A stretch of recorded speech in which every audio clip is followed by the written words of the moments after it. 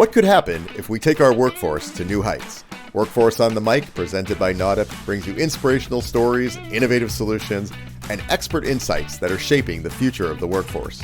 Tune in for dynamic conversations that motivate and transform the workforce development community.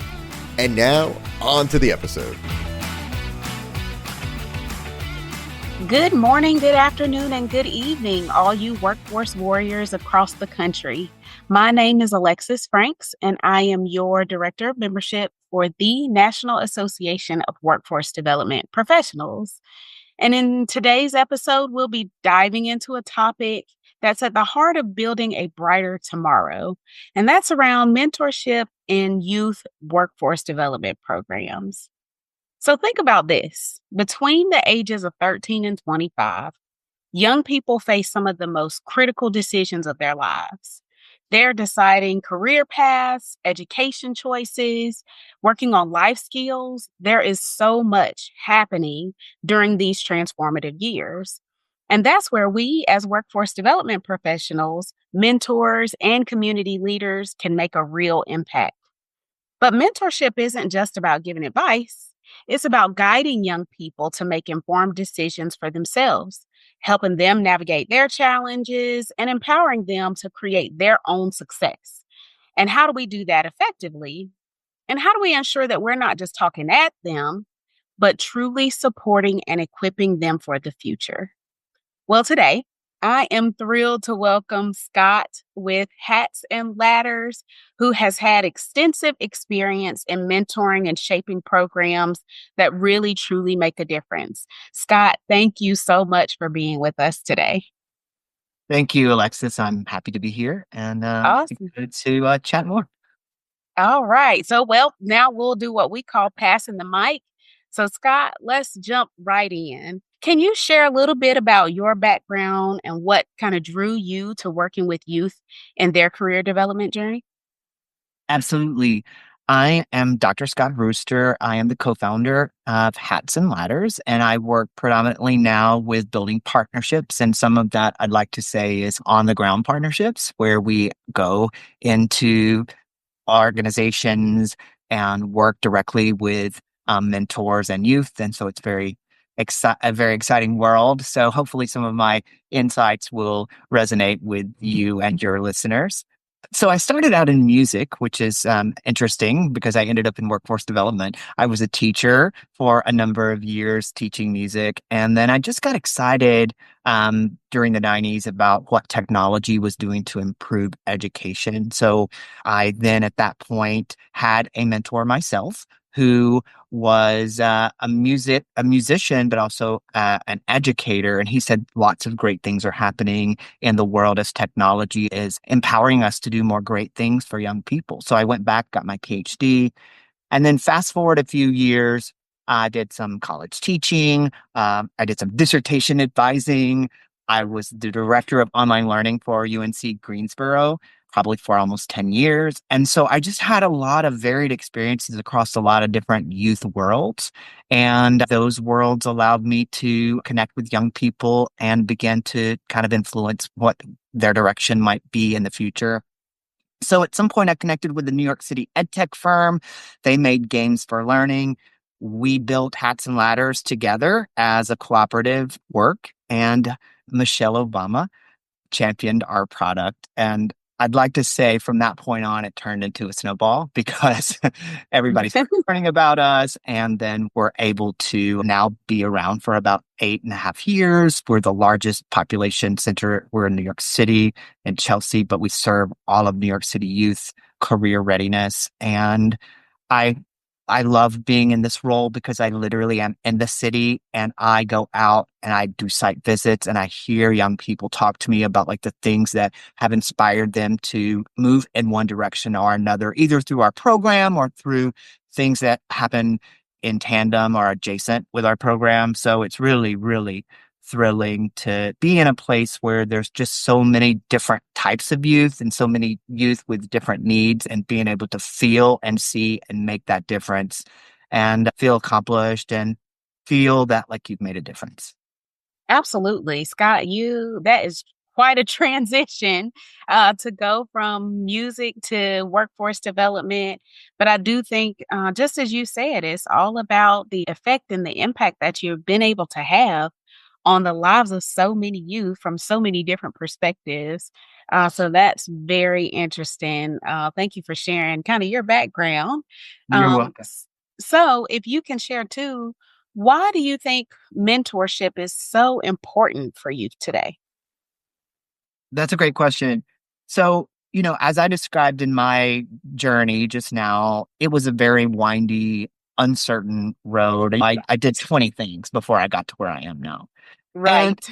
you know, it's in today's world, it's very complex, and young people just have a tough time navigating through what they've got to navigate to get to their end game. And so, mentorship is especially crucial for the age brackets that we serve, which is age 13 all the way up through about 24, 25. Because this is an immense time of self discovery. Young people are learning things about themselves, and maybe that includes figuring out what career direction they want, who they are, even.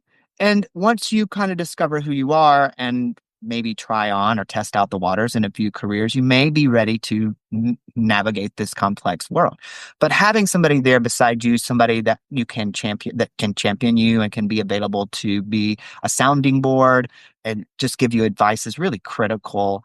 Think of all the young people that are just full of ambition and dreams, but they often lack maybe the real world context. Pretend you're a 17-year-old and you think you want to do nursing and your great aunt was a nurse, but maybe that's all, you see some nurses on TV that we are short on nurses because the pandemic proved that was healthcare was a space and a place where we needed employees.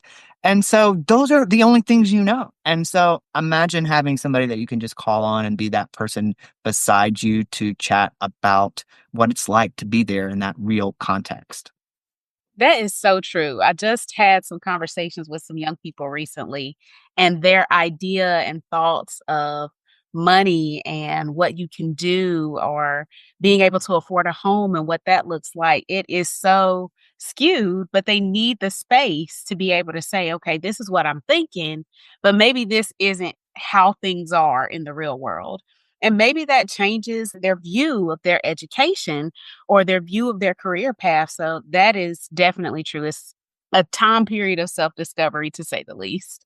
Yeah. I know one thing that we forget about too is that mentors can open up doors to help a young person figure out the complexities of networking. Now, I know that sounds random for me to say, but networking is so precious. Like young people just don't realize necessarily what it means and how to do it. And what a mentor, at least a mentor that is very well networked, can do is not only offer a young person advice, be that sounding board, et cetera, et cetera, et cetera, but they can introduce them to people that they know who can be additional voices in that career decision making kind of world that young person is going through. So that is to me is a big one. And I offer to connect any youth that I work with, I offer to connect them to resources that I have. And I encourage them to get on LinkedIn early. And I talk about all of the things that you should and could do because it's important. That's huge. That is huge, Scott. And I didn't even think about the networking piece of that because sometimes they may hear the things that we're saying, but it truly doesn't resonate until they hear it from someone else. So I think building that network can help them be extremely successful. That's great. So, Scott, you talked a lot about how you're providing guidance and offering things such as networking and being that sounding board. But how do you balance between giving them advice or telling them what to do and encouraging them between how they do that and how they're making their own decisions? That is a great question. And I have been actually working on being a better listener. I I've been around the block. And I was so excited when those AI assistants came on and they could record your meeting and take notes for you. But I've found myself not like when I take my own notes, I pay more attention. I I am listening more, and that is a big thing. So if youth understand that you are listening to them and that you really are helping them brainstorm and think through and letting them take the lead. I think it's really powerful. If you're just going to sit with a young person and do your own thing, be on your phone, check your emails and do this and go through the motions, it's not going to really be helpful for that youth. And when you asked me to be on this podcast, there's something that a methodology that someone introduced me to over the holiday break called clean language. And it's a questioning technique that encourages people to express their thoughts and feelings without the influence or interpretation from the listener. So it's about asking open and ended questions that don't lead young people, that don't like allow you as the mentor to influence their responses, but it allows them as an individual to dive deeper, dig into their own experiences, and discover their own solutions. Because interestingly, inside all of us are the answers. But Right. sometimes you just need that person, that other kind of mentor person in your life to help you weave everything together. And so to me, that's an important thing. And then making sure young people know that it's okay to make a mistake. We all make mistakes. What did you learn from that mistake? You can also teach them that's even good to use in interviews, that you want to talk about how you solve the challenge. And so that's critical. And then sharing your own experiences, even if you messed up, you want them to know that, you messed up too. So I think those are the big things. Active listening, don't lead the witness, let them kind of be part of the solution. Make sure young people know it's okay to make a mistake, and then be real with them. Tell them some of the mistakes you've made and how you solve those problems. Absolutely. I think exactly to what you said, being that listener is you find out so much from a youth when you just let them talk. And they can really, you're right, the answer's right inside of you. They just need the space and place to be able to bring that out and figure it out on their own. And I think that ultimately we have a lot of measures tied around youth programs and workforce development. But I think the one that makes the largest impact is, can they leave your program making those informed decisions on their own? And the moment they can do that and say, okay, this is what I want, these are my next steps, I know how to move forward, then we've really done something. We've really held that impact, and it stays with them for the long run. Yeah, Um, absolutely. There's yeah. So there's a vocational psychology construct called career decision-making self-efficacy, and that sounds fancy. it It's does. okay, but we call it career thinking at Hats and Ladders because it's a simpler way to say it. But what you just described is exactly what needs to happen. A young person needs to have confidence. They need to know that they can set goals. They need to know how to reach kind of their goals and just feel confident and have the self-efficacy to do it. And so what you just described is what the researchers say as well, is that those are kind of the foundations of being able to be successful. Right, right. Well, we're definitely helping them make that right step in the right direction, we hope. And so, Scott, in all of your experience and all of the things that you've seen and the work that you've done with youth, what are some actionable ways that we can help youth explore their career options and really focus on gaining some good work experience along with that?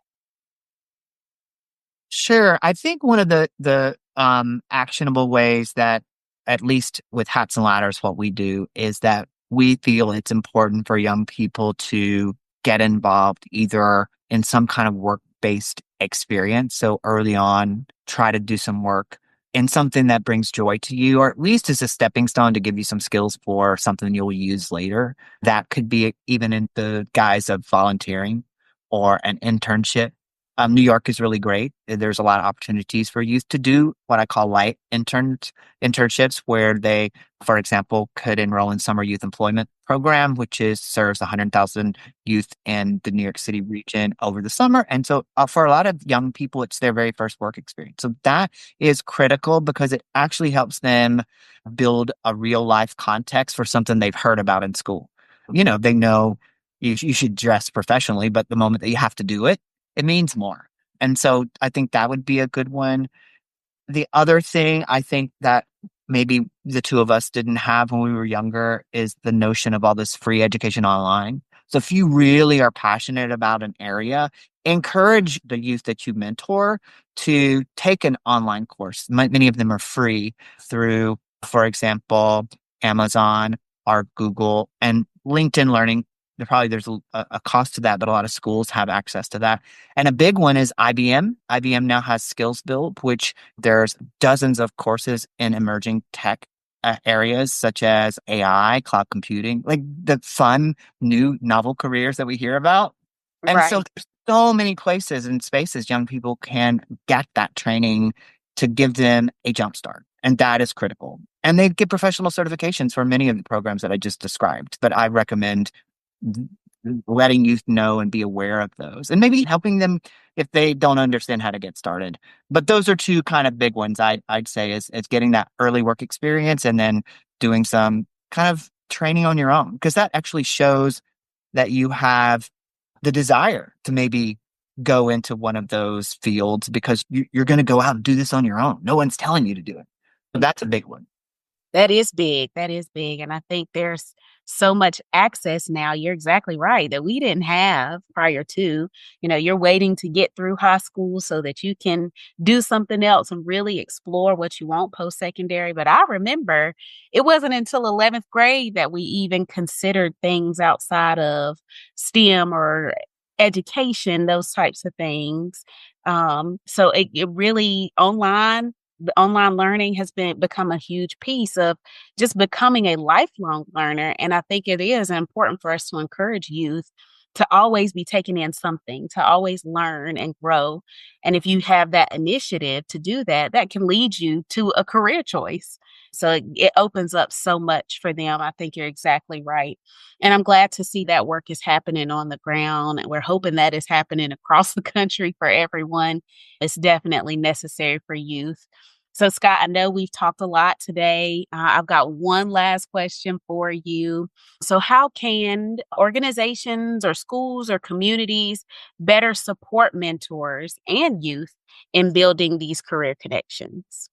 That's a great question. One of the things that we just mentioned, the work-based learning, when I was a senior in high school, every senior had to do a work-based learning experience. And I think more districts and schools are doing that kind of thing now, which is great because it forces a young person to get that early experience. But I think if an organization, our school, whoever, I know that probably both types of listeners are tuning in here. I think just make it purposeful and make it meaningful and integrated, because I was lucky enough to be at a school that valued that kind of like work-based learning experience before I graduated. But if I wouldn't have had that, I probably wouldn't have gained some of those early skills about what it's like to be in the workforce. So I think make it purposeful, integrated into the program. Same thing with mentors, obviously create a network of mentors as part of what your organization offers to young people. I know it's happening here in New York. I don't necessarily have the visibility across the nation for at least in the CBO space or kind of like the workforce development space. I know it does happen, but schools, I think, are trying to do more of it as well. And then again, provide training and ongoing support for mentors that might work with youth. And then the same thing for youth that work with mentors. How can youth make the most of that mentor? If maybe you Right. have a little short workshop with them and say, hey, we're going to be working with a mentor this semester. This is what should happen and could happen, but you have to put in your work too. So training on both sides, I think, is important. And then a culture of of mentorship. I think that we forget. And even when I was at the youth symposium with NADA, I wasn't there this year. Last year I was there, and it just was amazing how a lot of the organizations had fostered a culture of mentorship because they're learning how important it is. And I loved seeing that. I loved hearing all of the discussions around how critical it is. Oh yeah, those are some big ones. I think if we all can align and really begin creating that culture, and that's a mind shift for a lot of organizations, schools, communities. But once we really understand how to pass on that knowledge and skills onto the next generation, we're leaving some really big impact. So I'm hoping, Scott, here on Workforce on the Mic, We always have mic drop moments, and you've given us so many today. I can't even go back and describe, but I know being a listener, creating that culture of mentorship, those types of things are key takeaways that we can have in organizations and communities that will really help us make an impact. So, Scott, we appreciate you so much for joining us today on Workforce on the Mic. We're ready to see you at our next youth symposium, our next event. Keep dropping those nuggets and continue that work that you're doing with youth in the youth space. We're always here to support, and we definitely appreciate you. Well, I appreciate you, Alexis, and all the great things that your organization is doing for workforce development across this nation. And I just am excited every time I get one of the newsletters or look at some of the posts that you or others in your organization post on LinkedIn, because it's inspiring. And I just have to say, keep up the good work, because it's making a difference. We will definitely try. Thank you so much, Scott. The views, information, or opinions expressed in this podcast are solely those of the individuals involved and do not necessarily represent those of Workforce on the Mic presented by NADA. The content provided is for informational purposes only. Thank you for listening to Workforce on the Mic presented by NADA. Make sure to subscribe to the podcast on Spotify, Apple Podcasts, or wherever you listen to podcasts. To learn more about NADUP and to become a member, visit www.nadup.org. That's www.nawdp.org.